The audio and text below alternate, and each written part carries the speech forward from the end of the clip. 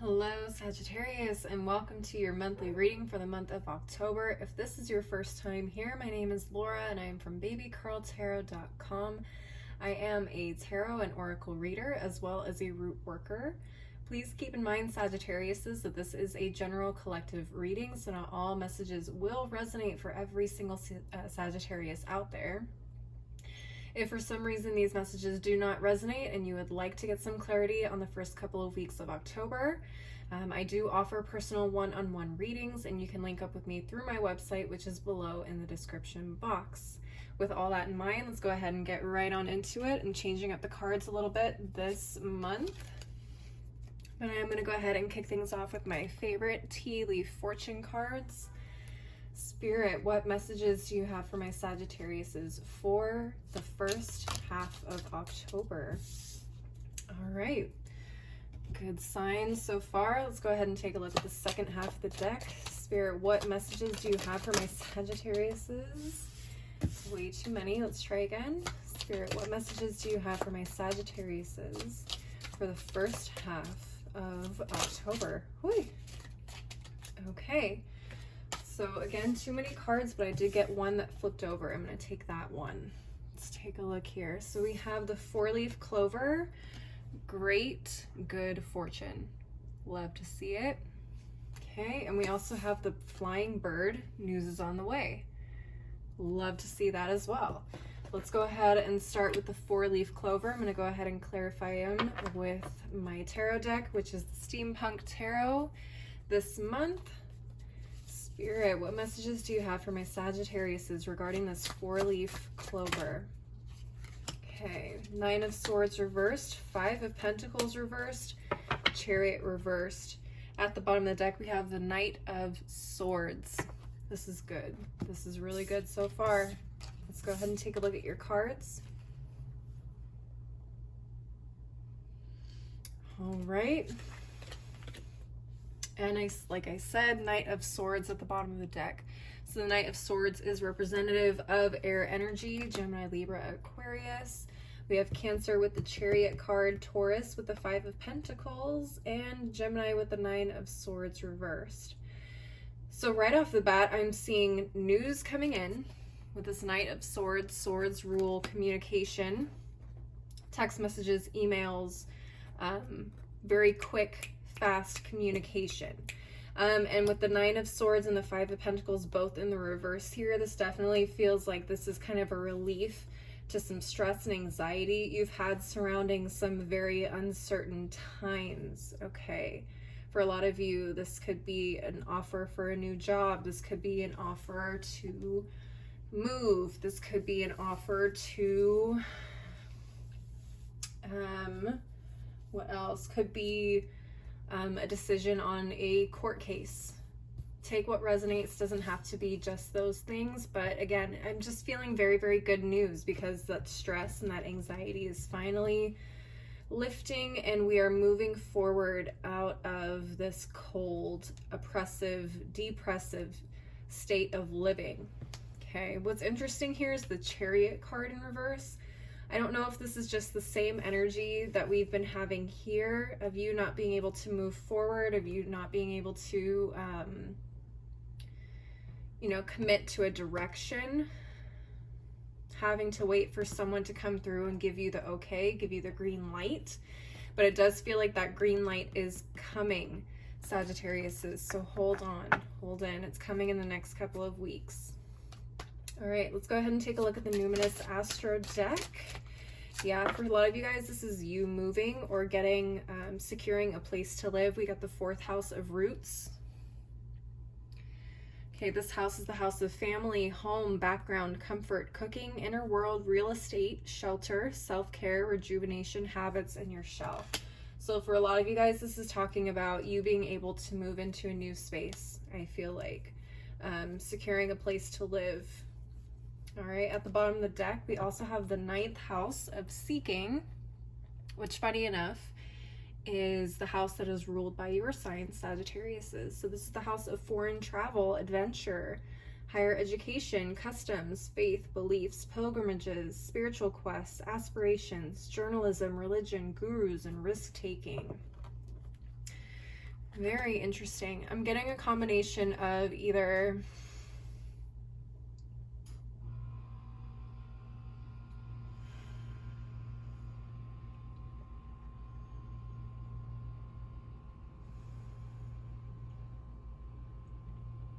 in the process of you finding yourself, it feels like you guys are also finding or trying to find a place that is stable, a place for you to like call home base.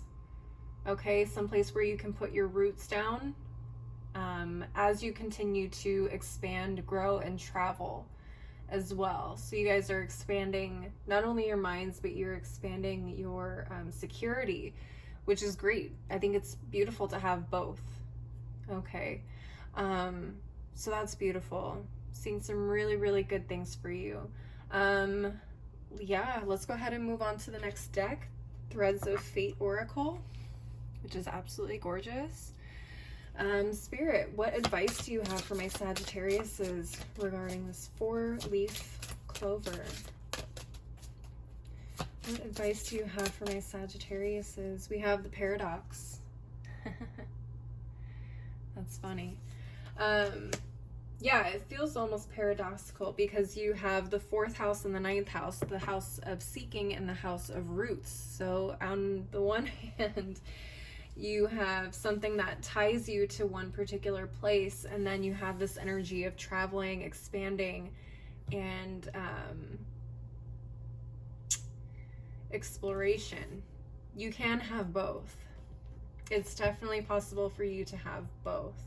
But let's go ahead and read this paradox card because I'm not super familiar with this deck yet. I'm going to read from the guidebook just so we can see what this paradox card is about. This card is a reminder that we can hold 2 extremes at the same time. Sometimes we focus on things, whether internal or external, and see them as one-sided. But to hold the paradox within us requires strength. To see our most brilliant qualities and our most ugly, to acknowledge that they both live within us, is a gateway to growth. Carl Jung said the paradox is one of our most valuable spiritual possessions, and for anyone who does shadow work, they know this to be true. But this can also be difficult for many people. If we have been raised in a rigid environment where things are viewed as black and white, it may be hard for us to accept our flaws, let alone love them.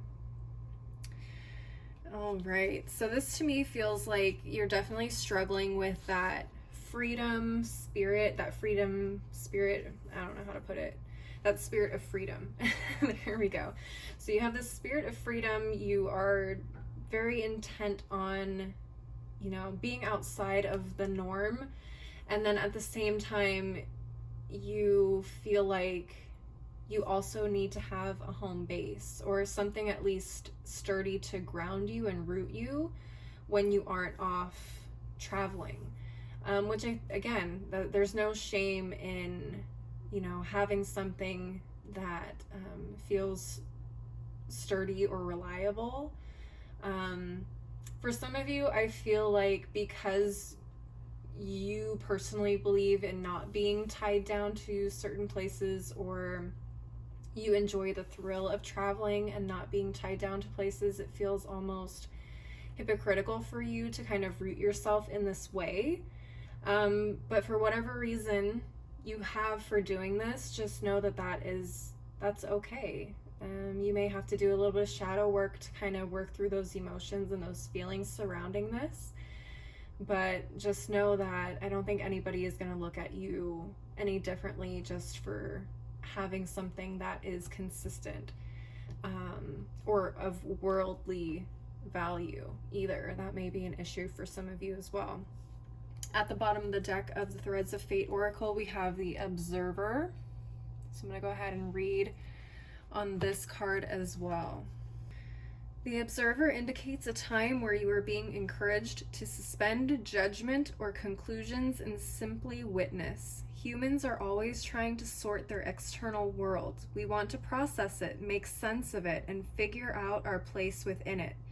It is our way of trying to feel secure and comfortable within our environment. However, this can also reach extremes where we are automatically forming opinions without gathering enough information.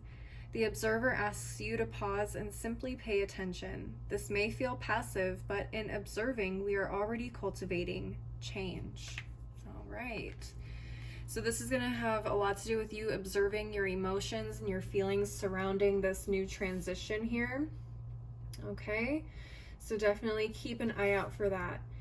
Let's go ahead and move on to the next card, this flying bird. Let's see what this has for us. Okay, oops.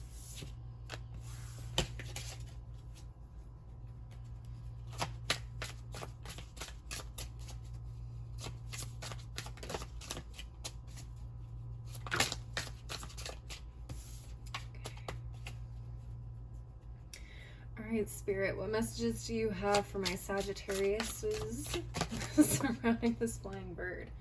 Let's take a look here. Okay, we have the Knight of Pentacles, the Fool in reverse, and the Ten of Cups reversed.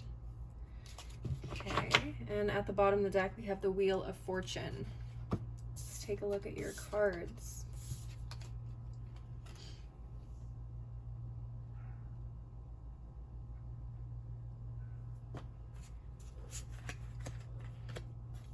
Like I said, at the bottom of the deck, we have the Wheel of Fortune, which is ruled by the planet Jupiter, which is ruled with, or by Sagittariuses. We have the Ten of Cups reversed, which is Pisces, Aquarius with the Fool card, Taurus, Virgo, Capricorn with the Knight of Pentacles. All right, Sagittariuses, this is what I'm seeing. This Wheel of Fortune, again, is bringing in some really great news for you. Much like that Knight of Swords at the 4-leaf clover reading. What I'm strongly getting from this reading here, particularly with the Fool in reverse, is that you guys have been on a brand new journey or chapter in your life, and you guys have started to see just how difficult and complicated it really is. You guys aren't going into this, or you guys are now looking at this beginning as something that needs to be prepared for, or there's a lot more that goes into it than most people would believe. I do feel like this really ties in with this 4-leaf clover. Again, for some of you, this is talking about stability. Okay. For some of you, you guys are now trying to either do some growing, seeking, traveling, and while that is a beautiful thing to do with our time and with our experiences, not everything is all that it's cracked up to be. It's not an ideal life. There's definitely some challenges that come with that, and you definitely understand that now. So I do feel like this is tying again into that, having a home base and then being able to travel whenever you want.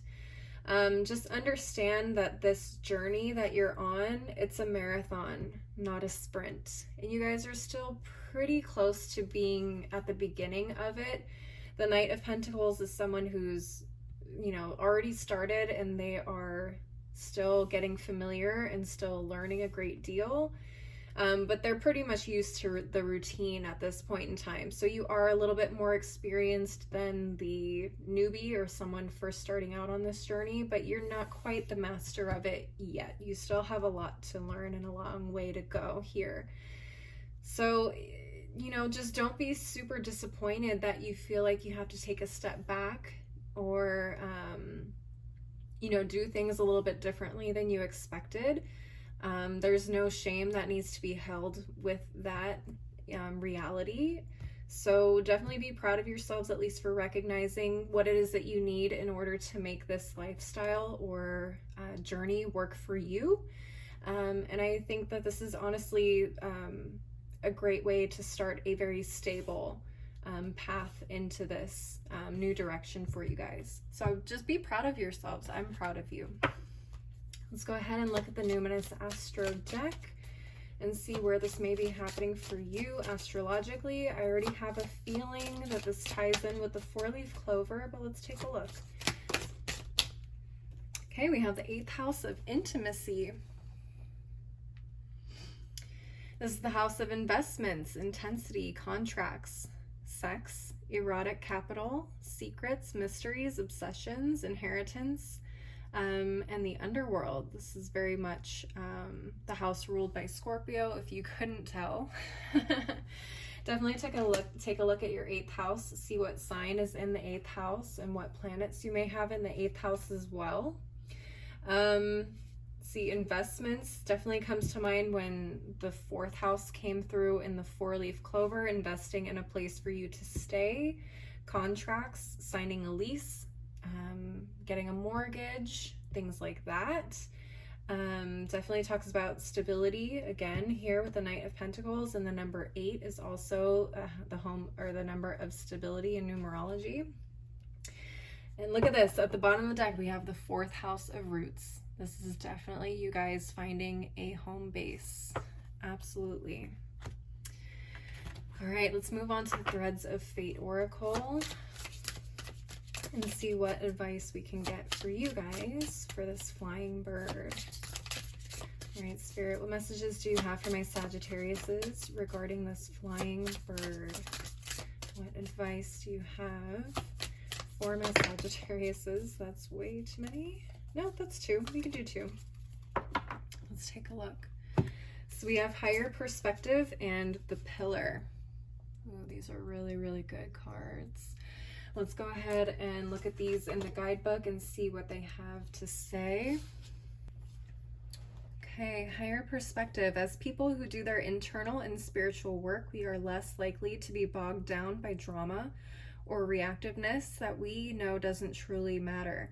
But being human means that there are times where we can't help it. Sometimes it is easy to stay in a higher perspective and see all the moving pieces as they truly are. But sometimes life and the people around us are very good at sucking us into a space of limited vision.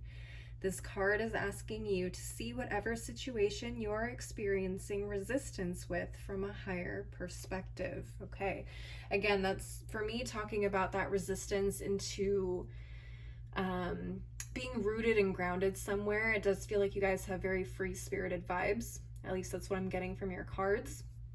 So that resistance to being rooted and, you know, stable in one aspect of your life, it feels like there's some issues surrounding that for you. So again, I think it's just telling you, you know, take a look at the higher perspective. Not everything is quite as it seems. Let's take a look at the pillar next. Okay. The pillar signifies a need to rise to the occasion. It indicates a time where we may need to be all things: the backbone, the nurturer, the provider, the lover. The pillar asks you to step into these roles as best as you can, knowing that you are being pushed outside of your comfort zone. You will learn just how capable you are. It is a time where we take our gifts to new heights and learn that our perceived flaws are just that, perceived. If you have been resisting a new opportunity or role that has presented itself, it is time to step into it and trust that you will learn as you go. This is also a time where our container grows. We learn just how much space we can hold for ourselves and for others. Continue to listen to yourself. Fill your own cup so that you can be there for others, but do not forget to push yourself. Balanced pillar energy is being able to wear many hats, to hold space for family and community, but doing these things with empowered boundaries. It is placing your personal well-being and needs first, knowing that your service will be better because of it. All right, so I feel like a lot of you guys have an opportunity to either expand some type of business or something that you probably take on the road with you. I feel like a lot of you guys teach, okay? And I think you've been possibly offered an opportunity to be a regular speaker, teacher, or whatever.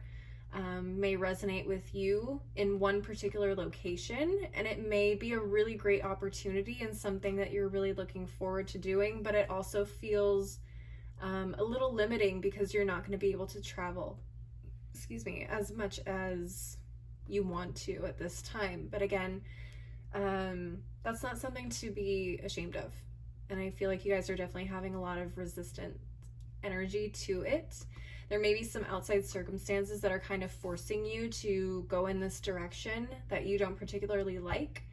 So again, just do a lot of searching, a lot of internal work to see exactly why those feelings are coming up, and again, to kind of heal those misconceptions or those perceived flaws of yours or in this plan, and work through them to allow yourself to enjoy this period. All right, Sagittarius, that is what I'm seeing for you guys for the first couple of weeks of October. Don't forget to leave a like and a comment if this resonated for you, and don't forget to subscribe if you want to see more videos like this. I do monthly and mid-monthly readings, as well as occasional pick-a-cards. If you would like to follow me on my other socials like Instagram and TikTok, you can find that info below in the description box, along with my website if you want to schedule a personal one-on-one reading. As always, thank you so much for watching. I hope you guys have a beautiful first half of October, and I hope to see you next time. Bye.